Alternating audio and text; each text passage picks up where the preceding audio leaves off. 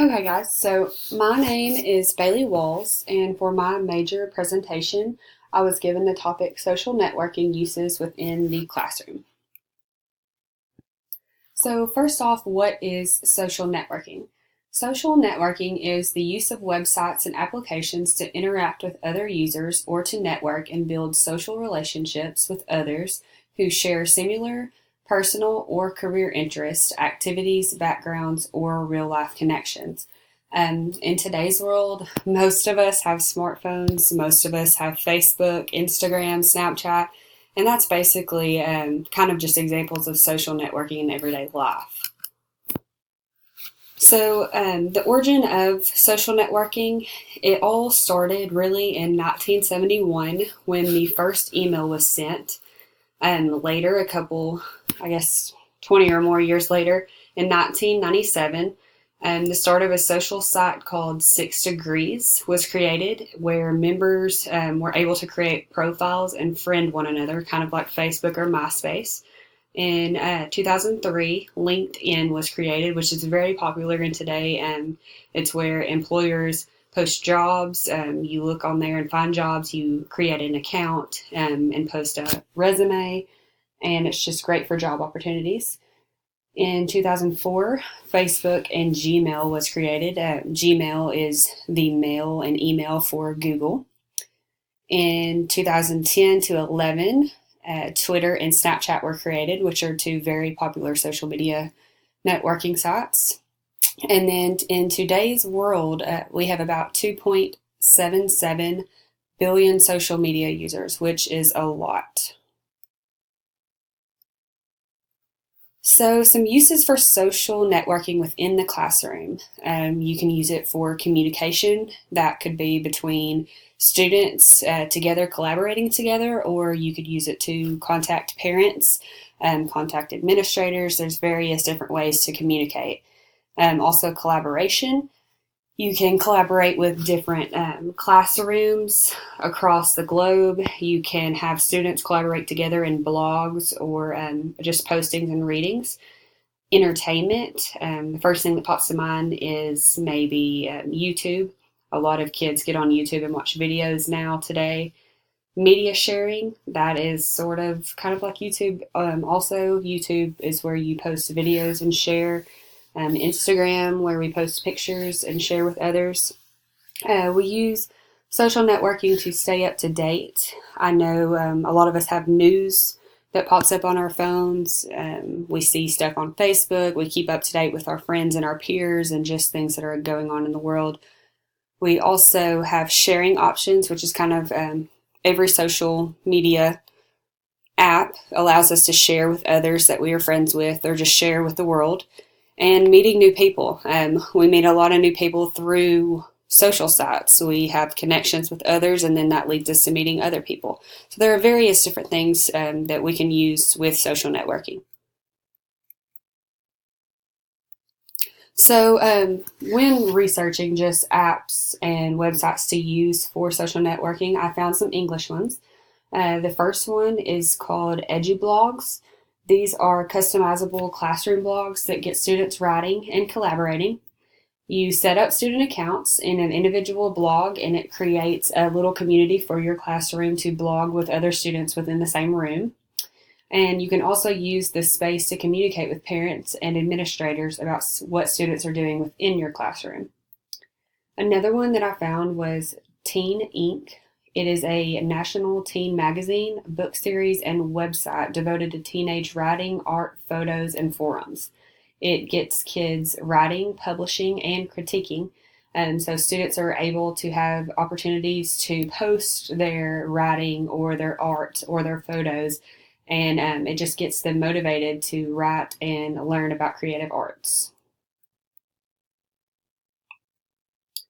I also found some math social networking. I really, I mostly found games and websites for students to get on their tablets within the classroom where they can play games with a partner, which was really just technology and gaming. But mostly for social networking, I used YouTube as an example. It is a video sharing service where users can create their own profile, upload videos, and comment on other videos. Multiple YouTube channels can be used as a resource to help students with math. I've used this in the past with my college courses, my economics, and my accounting. Some examples of some channels are Mr. Rob's math videos, Mathademics, the Video Math Tutor, and Khan Academy.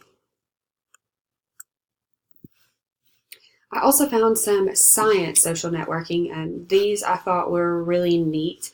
The DIY website allows students to design, build, and share new things offline and online.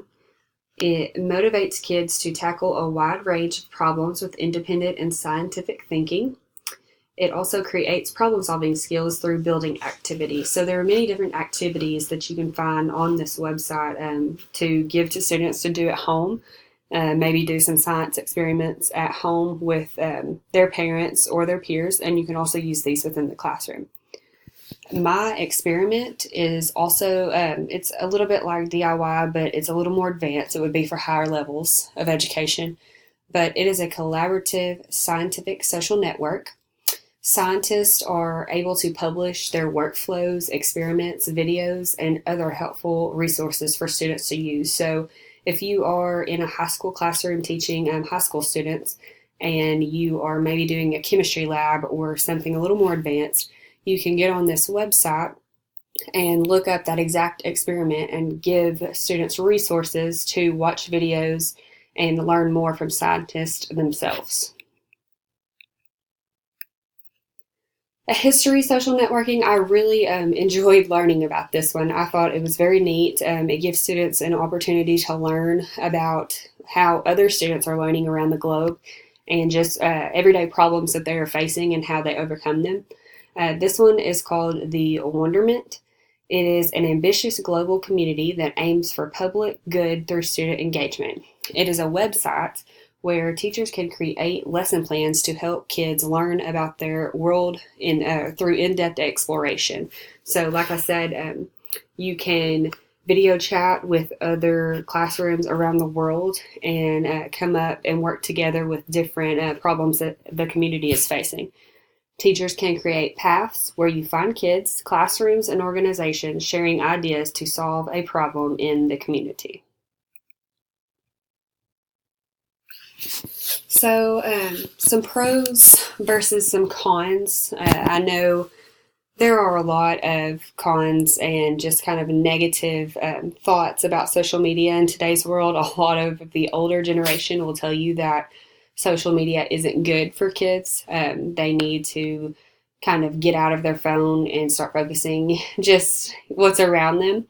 And really, I think personally that there are a lot more pros to it than cons. I think that students need to be more adapt to everyday technology and social media. And I think that if they are taught how to properly use social media and the safety and privacy about social media, then later things in life that they may face, such as bullying or posting inappropriate things, may not be as bad. I also think it's very important for students to learn more about technology because that is the way that the world is going towards.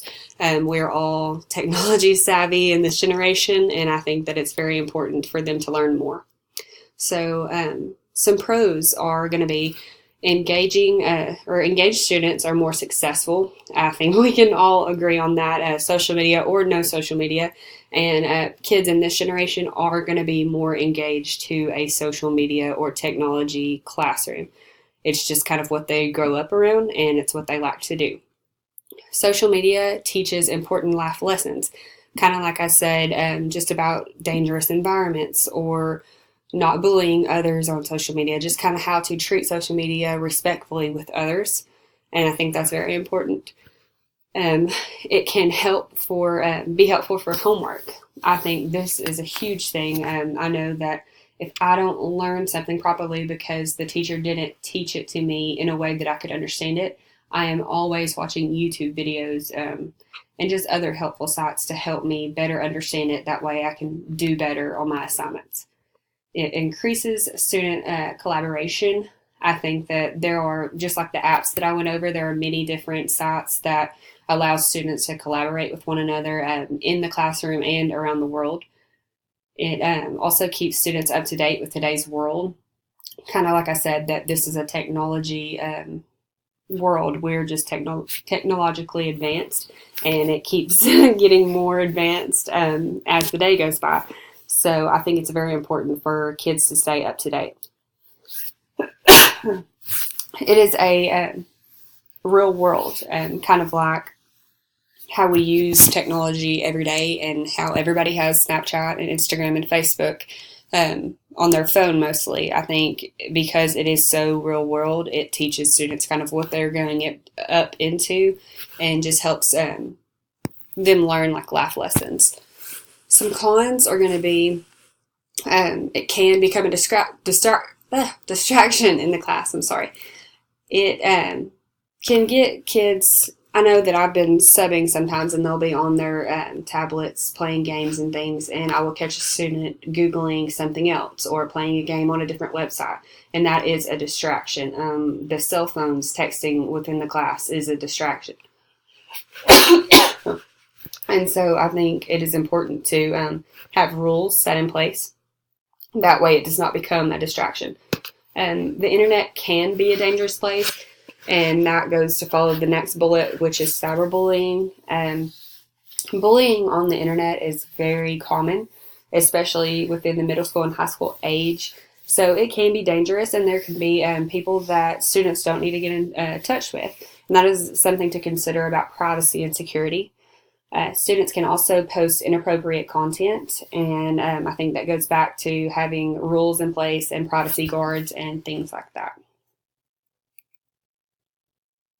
So I've been taking the IDEAS training and learning about more parental environment, and so I thought it was kind of just something I needed to put in my slides, because social networking is a great way to get involved with parents as well. And so I just kind of bulleted a couple of apps that I found that would be helpful for parental involvement. Remind 101.